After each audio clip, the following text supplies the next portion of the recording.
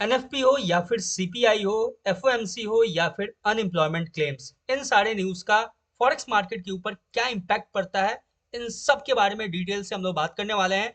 NFP का मतलब क्या होता है, सीपीआई का क्या मतलब होता है, एफओएमसी हमें क्या बताता है, अनएम्प्लॉयमेंट हमें क्या बताता है, इन सब के बारे में बात करने वाले हैं। जो भी न्यूज को ट्रेड करना चाहता है या फिर न्यूज ट्रेडिंग के अंदर खुद को इन्वॉल्व करना चाहता है, उसे सबसे पहले ये अंडरस्टैंड करना जरूरी है कि एनएफपी एक्चुअल में हमें बताता क्या है, एनएफपी का मतलब क्या होता है, और इसका जब न्यूज आता है यानी जब इसका रिपोर्ट आता है, तो उस रिपोर्ट के वजह से गोल्ड के ऊपर या फिर डॉलर के ऊपर क्या उसका डायरेक्ट इंपैक्ट हमें देखने को मिलता है। जब भी न्यूज आता है आप देखते होंगे कि वन साइडेड एक बड़ा सा कैंडल मूव करता हुआ नजर आता है या फिर कंटिन्यू एक डायरेक्शन में मूव करता हुआ आपको गोल्ड हो या फिर डॉलर हो मूव करता हुआ नजर आता है। कहीं ना कहीं एक बड़ा ह्यूज इंपैक्ट हमें देखने को मिलता है फॉरेक्स मार्केट के ऊपर।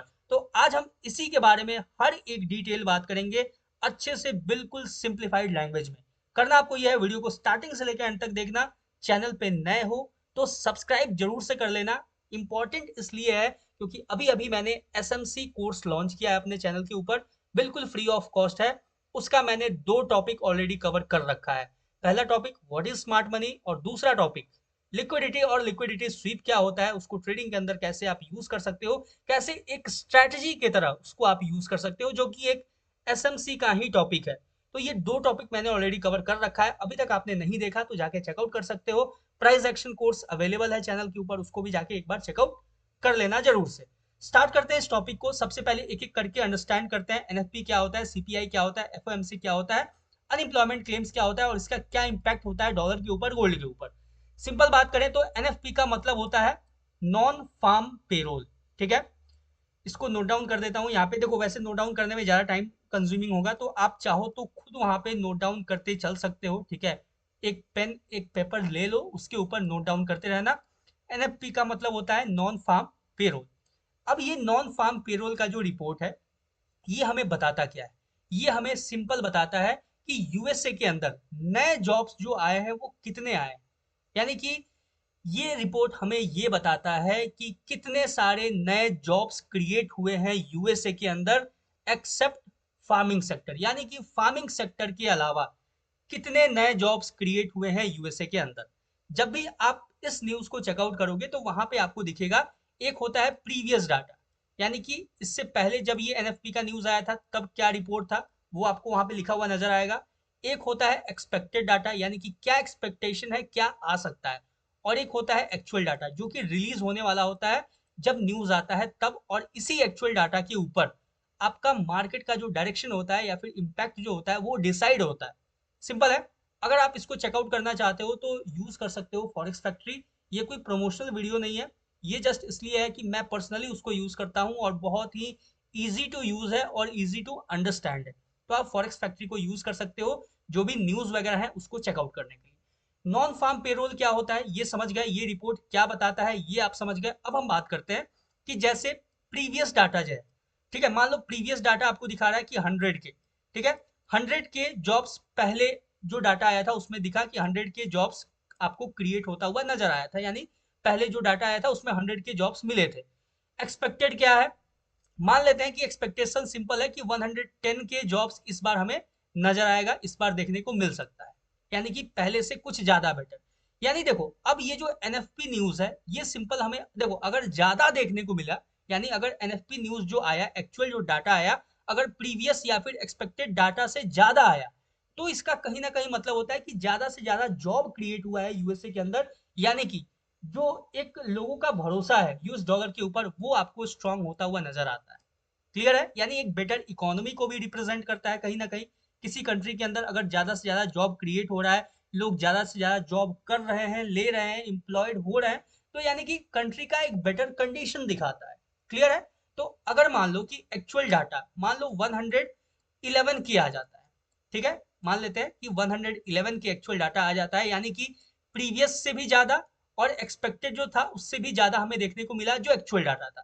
अब एनएफपी डाटा क्या हुआ, ज्यादा आया, यानी कि हाई आया। तो अब इसका यूएस डॉलर के ऊपर क्या इंपैक्ट पड़ेगा और गोल्ड के ऊपर क्या इंपैक्ट पड़ेगा, इसके ऊपर बात कर लेते हैं। सिंपल एनएफपी डाटा है, जब वो ज्यादा आएगा तो गोल्ड में आपको अपसाइड की तरफ मूवमेंट देखने को मिलेगा।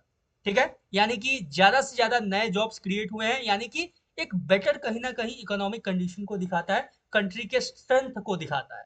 तो यहाँ पे यूएस डॉलर अपसाइड की तरफ मूव करेगा और गोल्ड जो है वो डाउन साइड के लिए मूव करेगा।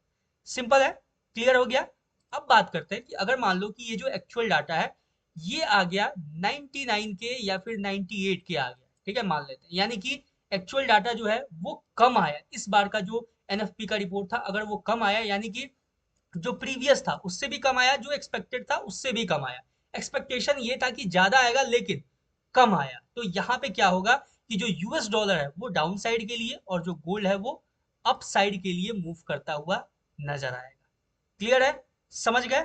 आई होप ये पूरा का पूरा समझ में आया होगा, एनएफपी क्या होता है, ये क्या हमें बताता है और कैसे हमें देखना होता है, यूएस डॉलर के ऊपर क्या इंपैक्ट होता है, गोल्ड के ऊपर क्या इंपैक्ट होता है, ये समझ में आ गया।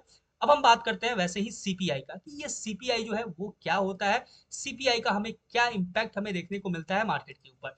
सीपीआई का मतलब होता है कंज्यूमर प्राइस इंडेक्स, ठीक है, इसको मैं नोट डाउन नहीं कर रहा हूं, ये आप नोट डाउन कर लेना, कंज्यूमर प्राइस इंडेक्स होता है और ये हमें बताता है इन्फ्लेशन रेट, ठीक है, ये हमें बताता है इन्फ्लेशन के बारे में कि कंट्री में कितना इन्फ्लेशन है नहीं है, क्या है, मतलब कितना महंगाई और ज्यादा बढ़ा है पहले से या फिर और कम हुआ है, ये हमें बताता है सीपीआई डाटा। और ये one of the most important और वन ऑफ द मोस्ट, मतलब बोले तो वैल्यूएबल ये न्यूज है, ठीक है, ये बहुत इंपॉर्टेंट न्यूज है और इसका बहुत बड़ा रोल होता है मार्केट के डायरेक्शन को डिसाइड करने में, मार्केट के डायरेक्शन को चेंज करने में। तो जब भी ये सीपीआई का डाटा आता है तो ये क्या करता है, बेसिकली ये मेजर करता है इन्फ्लेशन रेट को। क्लियर है, तो यानी कि अब समझते हैं कि अगर सीपीआई अगर हाई आया, यानी सीपीआई डाटा जो है अगर वो हाई आता है तो यहाँ पे हमें क्या दिखेगा, जो यूएस डॉलर है वो अपसाइड की तरफ मूव करता हुआ नजर आएगा, यानी कि स्ट्रांग होता हुआ नजर आएगा। अब जब यूएस डॉलर स्ट्रांग होगा तो वहीं जो गोल्ड है वो आपको डाउन साइड के लिए मूव करता हुआ नजर आएगा। क्लियर है, आई होप आप समझ गए होंगे। जब सीपीआई डाटा जो है वो अगर स्ट्रांग आएगा यानी हाई आएगा, पहले से एक्सपेक्टेड से ज्यादा आएगा, या फिर जो प्रीवियस डाटा था उससे अगर हाई आया तो डॉलर आपको अपसाइड के लिए मूव करता हुआ और गोल्ड वही डाउन साइड के लिए मूव करता हुआ नजर आएगा। क्लियर है, अगर सीपीआई डाटा अगर लो आता है यानी पहले से प्रीवियस से कम आता है या फिर जो एक्सपेक्टेड है उससे कम आता है, तो वहीं आपको डॉलर जो है वो डाउन साइड के लिए और जो गोल्ड है वो अपसाइड के लिए मूव करता हुआ नजर आएगा। क्लियर है, समझ गए? आई होप इसमें कहीं भी कोई कंफ्यूजन नहीं होगा, सिंपल। अब हम बात करते हैं एफओएमसी के बारे में। तो एफओएमसी होता क्या है इसको पहले समझते हैं और इसका क्या इंपैक्ट होता है उसको भी एक एक करके अंडरस्टैंड करते हैं। एफओएमसी का मतलब होता है फेडरल ओपन मार्केट कमेटी, ठीक है, आप चाहे तो नोट डाउन कर सकते हो। इसका मतलब होता है एफओएमसी का फेडरल ओपन मार्केट कमेटी। ये हमें बताता है बेसिकली ना, ये एक मीटिंग है जो अभी अभी आया था, एफओएमसी मीटिंग जो हुआ था, इसके अंदर क्या डिसाइड होता है, इंटरेस्ट रेट्स डिसाइड होते हैं, यानी कि जो इंटरेस्ट रेट्स पहले से चलते आ रहा है क्या उसको और हाइक करना है या फिर उसको जितना है इंटरेस्ट रेट उसको मेंटेन करना है या फिर कम करना है, ये सब कुछ जो है डिसाइड होता है वो एफओएमसी मीटिंग के अंदर होता है। और इसका बहुत ही बड़ा इम्पैक्ट हमें देखने को मिलता है फॉरेक्स मार्केट के ऊपर। क्लियर है, एफओएमसी क्या हमें बताता है कि इंटरेस्ट रेट, जो एक कंट्री का इंटरेस्ट रेट्स जो है उसको क्या करना है, हाई करना है या उसको एज इट इज मेंटेन करना है या फिर कम करना है। अब हम समझते हैं कि जब एफओएमसी के अंदर इंटरेस्ट रेट को इंक्रीज किया जाता है, ठीक है, यानी मतलब सॉरी, एफओएमसी अगर हाई आता है, जो एक्सपेक्टेड डाटा है उससे अगर हाई आता है एफओएमसी का, तो वहां पे आपको देखने को मिलेगा कि जो यूएस डॉलर है वो आपको अपसाइड की तरफ मूव करता हुआ नजर आएगा। क्लियर है, यूएस डॉलर क्या होगा, अपसाइड की तरफ मूव करता हुआ नजर आएगा, वहीं जो गोल्ड है वो आपको डाउन साइड की तरफ मूव करता हुआ नजर आएगा। सिंपल, अगर एफओएमसी जो डाटा है वो अगर डाउन होता है यानी लो आता है, पहले से एक्सपेक्टेड से ज्यादा आता है, या फिर अगर वो स्टेडी रखता है मतलब, या फिर जो पहले का है वो अगर मेंटेन रहता है, तो वहां पे हमें उस केस में हमें जो डॉलर है वो डाउन साइड के लिए और जो गोल्ड है वो अप साइड के लिए मूव करता हुआ नजर आता है। क्लियर है, आई होप आपको समझ में आया होगा, कहीं कोई प्रॉब्लम हो तो do let me know in the comment section. अब हम बात करते हैं जो लास्ट न्यूज है यानी कि अनएम्प्लॉयमेंट क्लेम्स के बारे में।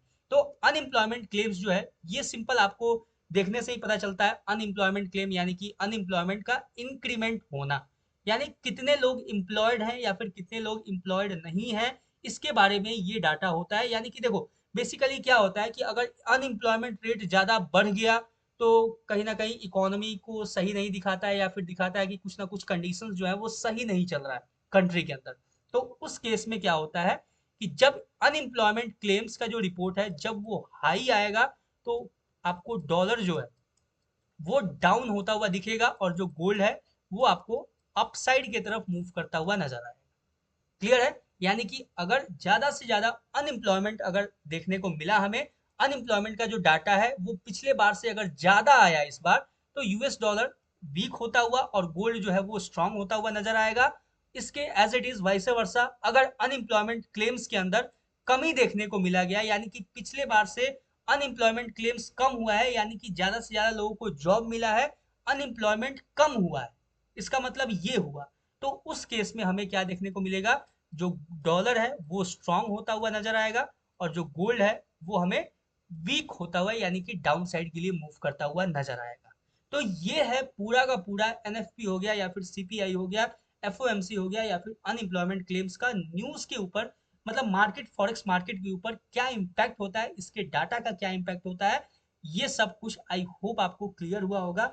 और ऐसे ही आपको कहीं ना कहीं मार्केट मूव करता हुआ नजर आता है। आप एक बार से फॉरेक्स फैक्ट्री के ऊपर से जाके चेकआउट करना, जो डाटा रिलीज होता है उससे कंपेयर करके चेकआउट कर सकते हो कि मार्केट का नेक्स्ट मूवमेंट क्या होता है। क्लियर है? आई होप ये पूरा का पूरा समझ में आया होगा। और मैंने न्यूज ट्रेडिंग स्ट्रेटजी एक आपसे शेयर किया हुआ है, आप जाके एक बार से चेकआउट कर सकते हो, आपको मिल जाएगा, डिस्क्रिप्शन में लिंक मिल जाएगा, या तो फिर आप डायरेक्ट चैनल पे विजिट करके अलग से एक प्लेलिस्ट बना हुआ है न्यूज ट्रेडिंग स्ट्रेटजीज का, सॉरी ट्रेडिंग स्ट्रेटजीज का, उसके अंदर आपको न्यूज ट्रेडिंग स्ट्रेटजी दिख जाएगा, वहां पे आप जाके चेकआउट कर सकते हो। बहुत ही बेहतरीन ट्रेडिंग स्ट्रेटजी है, अगर आपने उसको अच्छे से समझ लिया, मास्टर कर लिया, प्रैक्टिस कर लिया डेमो अकाउंट के ऊपर या फिर पेपर ट्रेडिंग के अंदर, तो आप बहुत ही बेहतरीन न्यूज ट्रेड करना सीख सकते हो। और ये हर एक चीज को अंडरस्टैंड करके इसके इम्पैक्ट को समझ के आप एक बेटर न्यूज कैप्चर कर सकते हो, न्यूज ट्रेड को कैप्चर कर सकते हो। सिंपल है। आई होप आपको ये पूरा का पूरा टॉपिक समझ में आया होगा। इसको यहीं पे कंक्लूड करते हुए मिलते हैं किसी नेक्स्ट वीडियो में किसी नए एनालिसिस या फिर नए टॉपिक के ऊपर। तब तक के लिए all the best for your trading journey, for your trading career. Thank you very much.